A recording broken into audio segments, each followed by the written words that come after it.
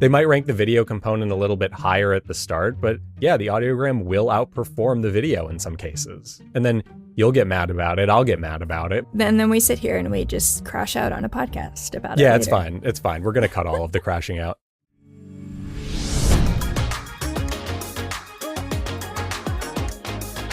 Hey everyone, and welcome to the Headliner Podcast. We're your hosts, Nicholas and Elissa, and we're here to keep you in the loop on everything happening within podcasting and share what you can do to promote your show. So Elissa, what are we talking about today? Yeah, so today we're actually going to be talking about a conversation that happened in our YouTube comments, I almost said DMs, but YouTube comments. So we actually got a really cool comment on one of our other podcast episodes, and then it was also kind of percolating like in the podcasting threads community, and it's kind of just been going on, especially with so much focus on video. But the question basically boils down to, can you be successful as an audio first podcaster? Right, and I think that's, like you said, it's something that a lot of people have been wondering about. For the longest time, podcasting as a space has been audio first, and as we're seeing now, we're pivoting to video in a big way with guys like Netflix, Hulu, Apple getting into the fold. So I think rightfully so, a lot of people are worried if their audio podcasts can weather the storm. Quick answer. Is that a yes or a no? I feel like we just need to give people the answer. Someone somewhere is having an anxiety attack, maybe. It may be me. It definitely is a yes. Of course, you can be successful as an audio first podcaster. Whew. Okay, cool. Great episode, everyone. That's a wrap. Yeah. But no, I'm sure we have like a lot of kind of like stats and figures and information to talk about there. So how about it? How about you just, you shower me with the information? Yeah, so let's get into it. So before we get too into it, let's, actually read that lovely comment that we got for some just background context. So it came from, and I'm so sorry if I say this wrong, Lillian Lucia. I think that was the user that commented. I think that's right. But anyways, her comment reads, "Hey guys, I've been following the channel for a while. My podcast is now on Spotify, only 6 episodes so far. I've been struggling to find a way to come to YouTube using an audio only. And now looking at your last content numbers," and I put this little caveat, assuming that they're referring to our podcast playlist numbers, continues, "I don't know if audiograms have good chances here. I didn't want to record video, but I don't know if I'll be successful only with audio. What do you guys think about this?" Okay. First off, Lillian, finger snaps for the 6 episodes in. We love to hear it, Yeah, I think this is a great thing. And like I said, this is something a lot of people are asking themselves. And thankfully, you can definitely still have a successful audio-only podcast. You can still be what people are kind of affectionately calling a faceless podcaster, which I love. I think that's my favorite, faceless podcast. That's probably my favorite. I'm such a fan of it. It kind of reminds me of, like you watch those like testimonials in documentaries where the person's like completely blacked out and their voice is deepened. That's what I think when I think faceless podcast. So it just kind of tickles my brain a little bit. But yeah, no, I mean, you could definitely have a successful audio only show. There are so many things that point toward this. Elissa, I'm sure you're just itching to share some of them, so I won't steal your thunder. You can. It's okay. It's fine. It's probably best that you talk anyways. I tend to ramble. But this does come at a and I don't. Wait a minute. Just cut me off too. I don't. Yeah, literally. Anyways, so this does come at an incredibly relevant time. So we are big fans of Sounds Profitable, and they actually just had an entire presentation on this. So it was their annual Audio Primes presentation, but they just really dig into a lot of research, kind of figuring out like who's listening to podcast and emphasis on audio first podcast. So they found that 22% of podcast consumers listen to 75% of their podcast audio only. So 25%, they're kind of floating around. They might have it running in the background. There's a couple of different variables, but for the majority of like hardcore podcast listeners, they are listening to purely audio formats for the majority of their podcasts. So that was super cool. And again, this was the Audio Primes presentation. It's available on Sounds Profitable. I think it's soundsprofitable.com. You can go check it out. A lot of really interesting research there. But again, the whole point of it was like, hey, audio is still very relevant. A lot of people are listening to audio still. So the numbers are still there. If you are an audio first podcast, you're only producing an audio, you're faceless, you're fine. Like there's so much out there that can help kind of define success and especially reach your audience as audio first. But also kind of secondary to that, Triton Digital came out with a study as well. And it, again, states the same thing. Audio remains the primary mode of podcast consumption, even as video continues to grow. So Triton found that 13% of consumers 18 and older listen to podcasts exclusively via audio. This is compared to 7% that watch exclusively. So almost double the amount of people purely listen when compared to people that purely watch. And that other 80% kind of bounce back and forth. So they listen, they watch, they might have it on the background on YouTube. So they might not actively be watching or actively consuming video first. Well, like paying attention to video first with their eyes. They're listening. It's in their ears. Yeah. And that's definitely how I probably listen to most of my podcasts. It's just, you know, in another tab in the background. I mean, look, this makes sense. And I think this is a great stat to share with people because you hear that and you're like, oh, yeah, like a little part of me is like, yeah, duh. Like most people probably are second screening the podcast.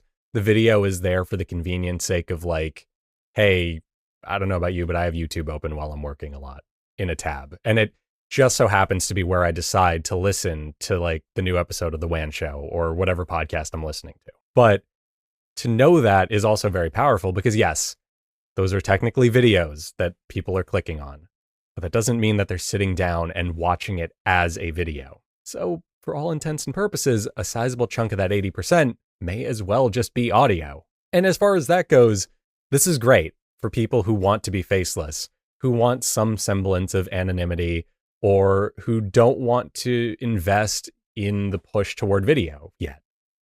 Totally valid. We're going to talk about that in just a moment. I peeked ahead in the doc. I did my homework this week. You're good. You can still put out your audio podcast and you'll still hit a huge audience. Yeah, and I think a lot of this also kind of points to the whole thing that you need to look at your total audience and your total metrics. Like YouTube, and I'm just going to assume because, again, this comment came from YouTube, like if you have audiograms on YouTube, that's just one function of your whole podcast. So you have, let's say, 50 people that are subscribed to your channel, but that's just your YouTube channel. You probably have social media.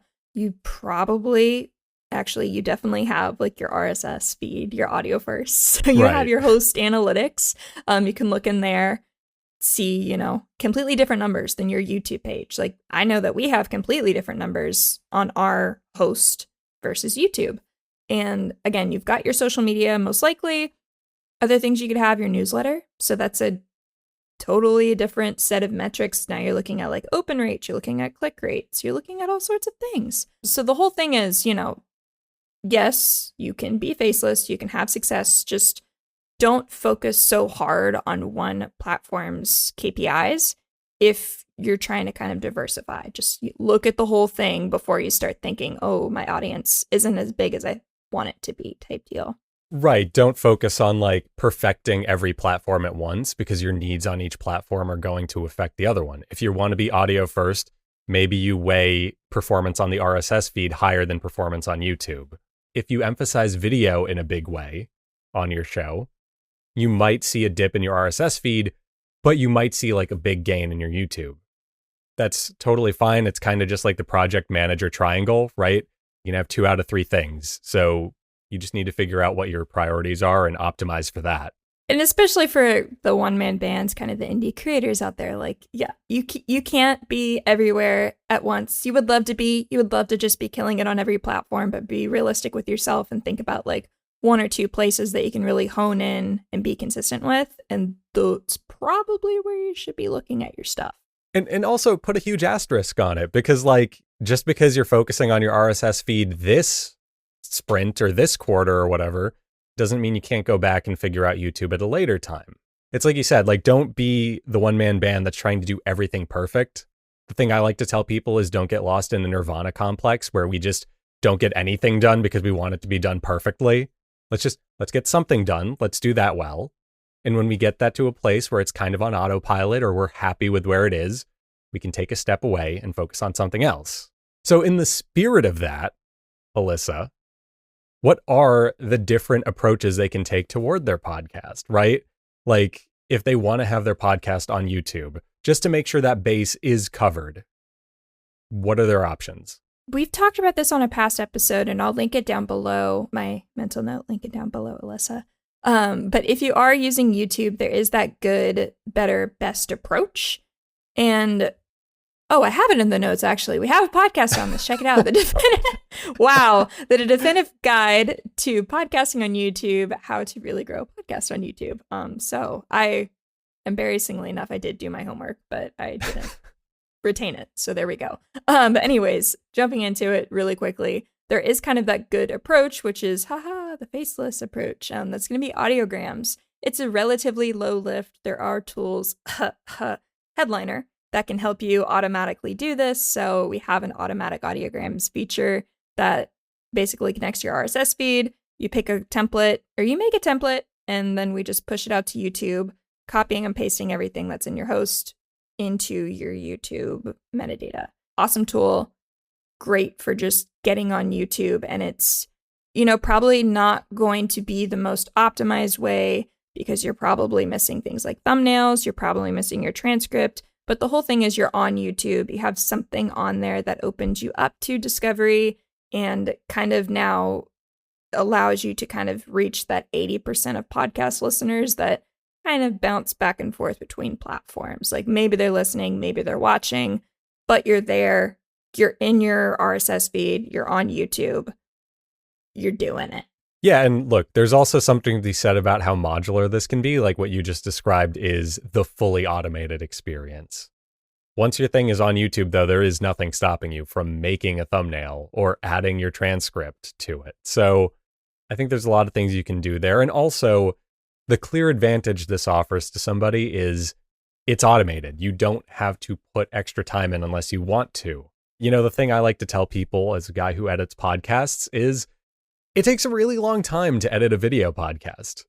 Video editors operate under what they like to call like the 2 to 4 rule, which is it can take anywhere from twice as long to 4 times as long to edit something as it would if it were just audio. Or in some cases, some people will say it takes like 2 to 4 times the length of the recording. So if we have a 30-minute podcast that takes you an hour to edit as audio, it might take you 2 or 3 or maybe 4 hours to edit. So the good approach here is actually pretty good, because if you do just want to put the podcast out and you want it to be there and your show is interview based or doesn't necessarily lend itself toward full organic video, that you're covering your bases. You're putting it out there where someone on YouTube will find it and go, oh, this is interesting. Let me listen to this right now, or let me put it in my watch later so that I can listen to it when I'm washing dishes later or something. And I wouldn't be looking at the screen anyway. And then I have, personal anecdote to add as well.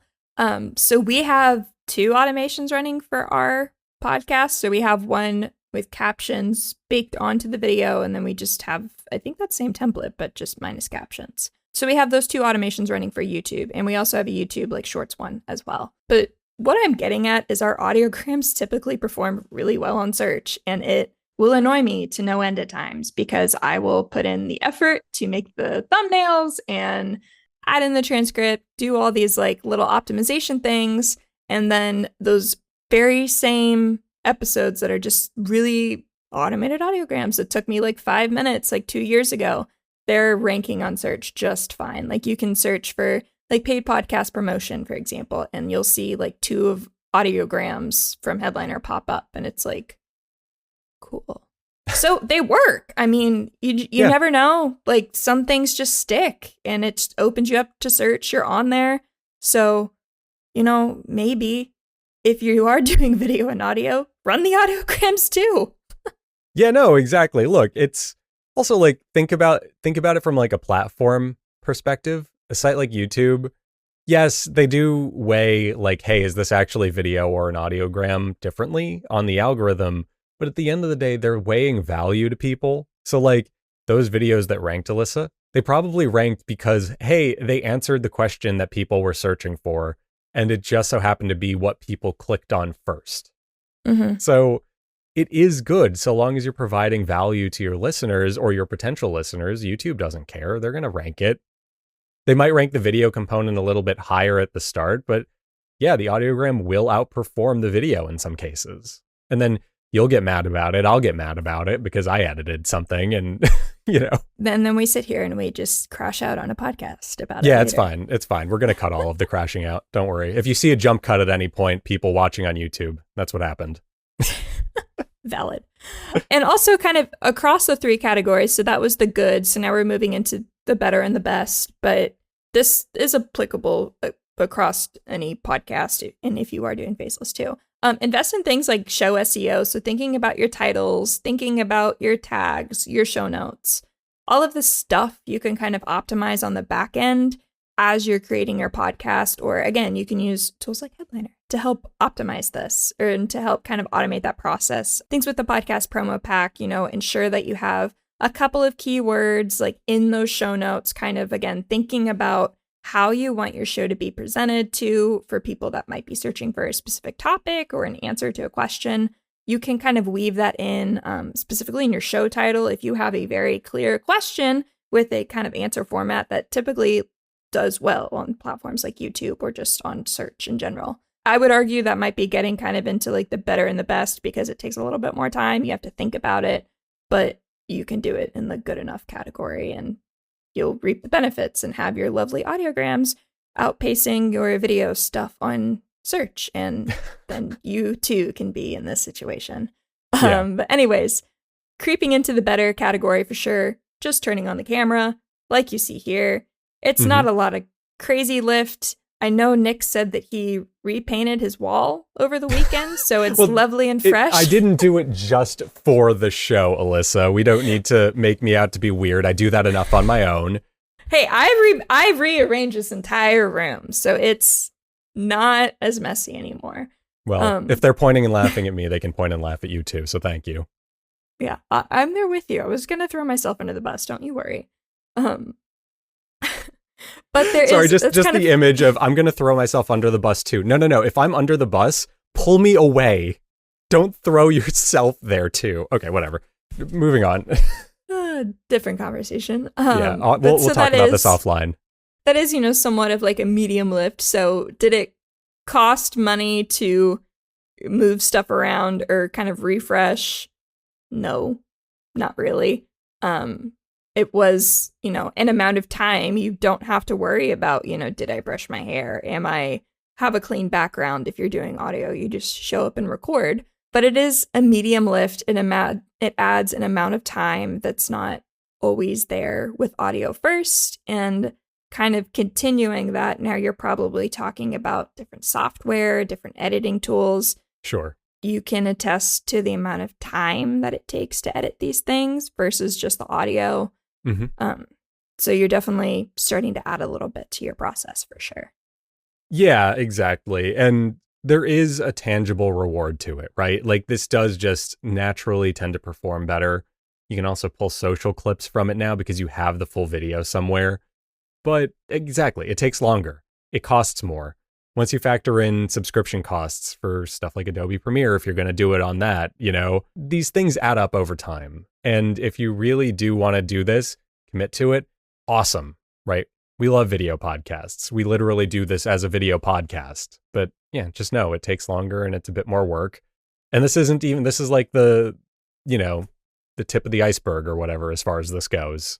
Yeah, and there is a stat out there because, of course, we found a stat out there. So the people over at the Podcast Marketing Academy, so that'd be Jeremy Ains, does a lot of really good research on just podcast creation and listenership and stuff. Would encourage you to check them out. But once you add video, you can probably expect your cost to jump by about like 3.6x. So, if you're spending about $100 to make your audio first, you might be spending like $360 to make your video now. So just kind of some food for thought there. Yeah, that maths from my experience. So yeah, it kind of what we were saying also, not even just like costs, but also just like investment of time balloons. I think I said it was like 2 to 4 times to edit a video than, and what comes after that? What comes after better? Yeah. So now you have best. Okay. Definitely going to be a little bit more expensive than the better. You're probably investing in equipment at this point. You probably want to get a good camera, Mhm. maybe some lighting, not have this weird, like, you didn't close your blinds, so now you have this like glowing side See, or glowing I was kind light. of into it, but sure, Oh, whatever. It's okay. a I look. think it's a little harsh, but anyways, you're in like a space that's pretty. You've got lighting. It's probably branded to your actual show. So I know like some people, they'll have like the really cool like neon signs in the background, or even just a TV with your logo. Those types of things. If you have that naturally, awesome. But for most people, you're probably buying that, so that's an added cost on the back end. More intensive, again, editing times. Now you probably have, maybe multiple cameras. So now you have multiple camera angles. And now you're trying to think, okay, how do I want to switch that? So again, the time and the money cost definitely jumps up kind of in these best categories. Right. Yeah. You're paying for like dedicated lighting. I feel like the ones that fall into the best category are doing this in some sort of studio space as opposed to like their home office or whatever. So yeah, it is. It's more time. It's more effort. Maybe at this point you're doing graphics, right? If you're like a stat-based show, you might actually have a graphics person who comes up and with these charts that will then appear in your show or get animated. Is it good content? Yeah, it's really good if you want to put that time and effort into it. But this is a continual thing that will just probably balloon your costs even further than what we talked about in the better category. And you're definitely reaching people. The discovery is great. I would imagine that YouTube and search is kind of rewarding that video a little bit better. But if you're doing things on the back end to kind of optimize your show, like, yes, that is an option, but you can still absolutely achieve similar, if not the same results as an audio first podcaster, just really kind of honing in on that medium. So you can have success as a faceless podcast. As I said earlier, YouTube likes more quote unquote organic video than like faceless video, let's just call it. But they're also there to keep people on the site. So as long as what you're doing is keeping people engaged, keeping people listening, you'll do just fine. And in some cases, maybe the audio podcast will perform better than the full video one because it is just a little more direct. It is asking less of people, right? Like if I pull up an audiogram on YouTube, I'm not expecting to like sit there and stare at the audiogram, as pretty as that moving waveform is. Like I will just put it on another tab and then I will leave it on while I do something. And that's fine. And that's a good behavior to train in people. Maybe that lower investment is just what the content needs. So I guess what we're kind of saying is that if you want to be audio only, if you want to be a faceless podcast, you can do that. That's totally fine. YouTube is not the end all be all for your show. You're doing this more just to make sure that you're on, again, like the second biggest search engine in the world. So to that end, is there anything else that like comes in handy there? Because I feel like if you're doing this, you need to focus on other things than YouTube, right? Yeah, absolutely. YouTube's just one channel. Like, again, one channel. If you are a faceless podcast, the bottom line is you have to do something outside of just releasing your episodes. We know podcast discovery in apps is so-so. Improvements have been made, but it's still not the best. So if you're looking to really reach people, you need to meet people where they are and in different areas. So again, you had brought up like simple social promotions. So those graphics. So if you have like 5 minutes, you can like quickly make a graphic about any stat that you mentioned. That's a really easy kind of way to grab people visually again on social media. Or you can go purely text-based. So communities like Threads, Blue Sky, Reddit, there's entire subreddits for like podcast discovery and like, trying to find different podcasts about that. Like you can get on those and you can promote your show in a very organic way to people that are actively trying to find podcast recommendations for something. But that's super simple. I mean, it takes probably a couple minutes. You're just like tweeting out or you're typing away. Super easy. Again, collaborating and guesting. We have other episodes on this. I believe I think we just talked about it in our last one. Something recent. Yeah. Yeah. It's a good tip. I mean, if you get on somebody else's show, you're reaching people that listen to podcasts. So there's really strong alignment. Easy ask. That's great.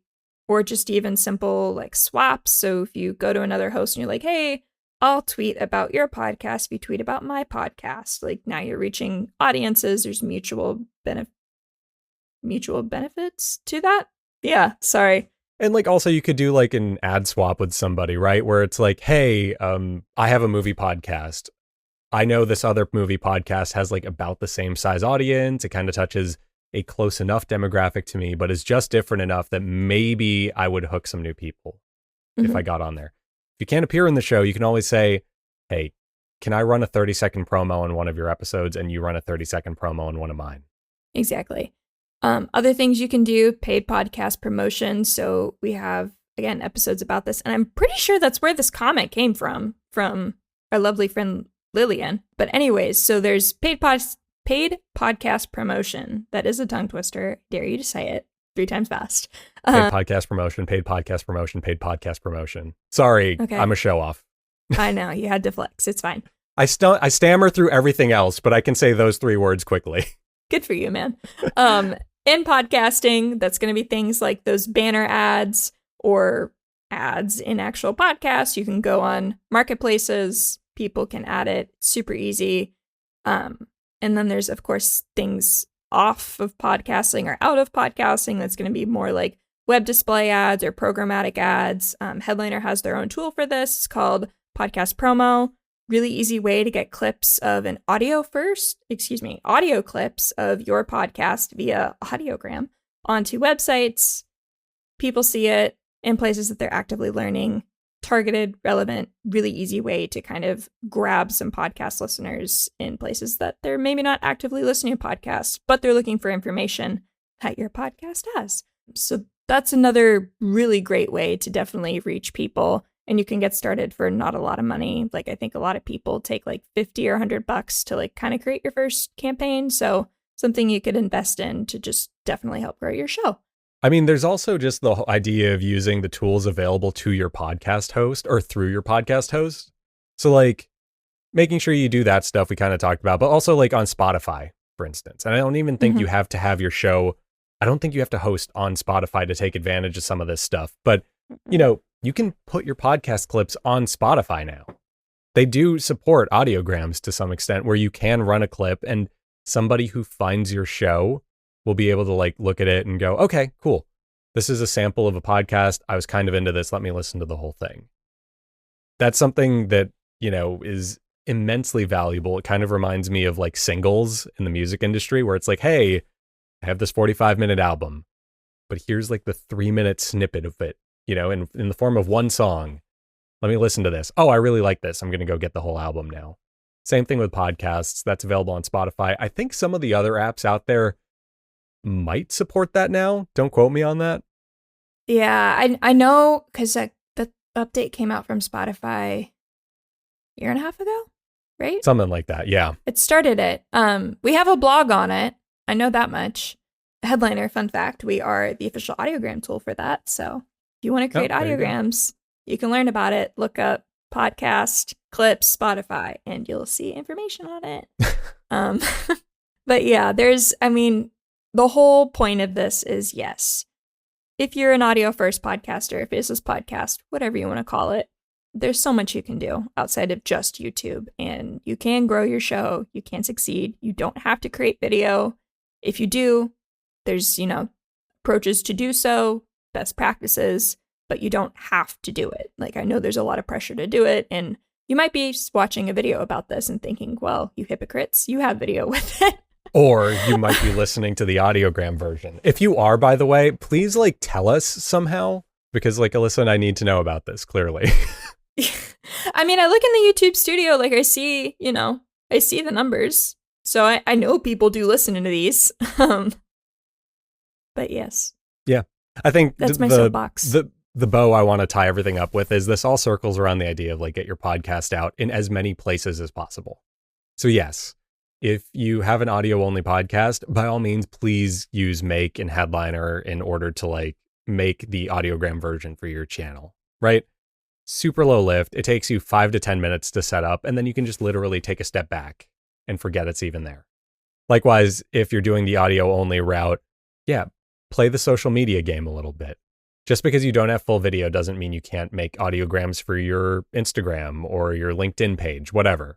Likewise, if you're going on the social media route, there are tools like Threads where they actually are like really building out support for podcasters. Like they allow you to link your podcast on your profile now and all this stuff. So if you're audio only, that's great. Just maybe play the Threads game a little bit because it looks like a very audio creator friendly area. And yeah, that's kind of it. I think that speaks for itself. You're audio only, awesome. Just put in the work, get your show out there, and you'll be golden. Okay. On that note, Elissa, I don't have a segue. I think that wraps things up for today. Yeah. I think that was the bow. I'm done talking. that is okay. Cool. So thank you to everyone for listening. We'll be back soon enough with more tips on growing your podcast and more just breakdowns and analyses of the space as a whole.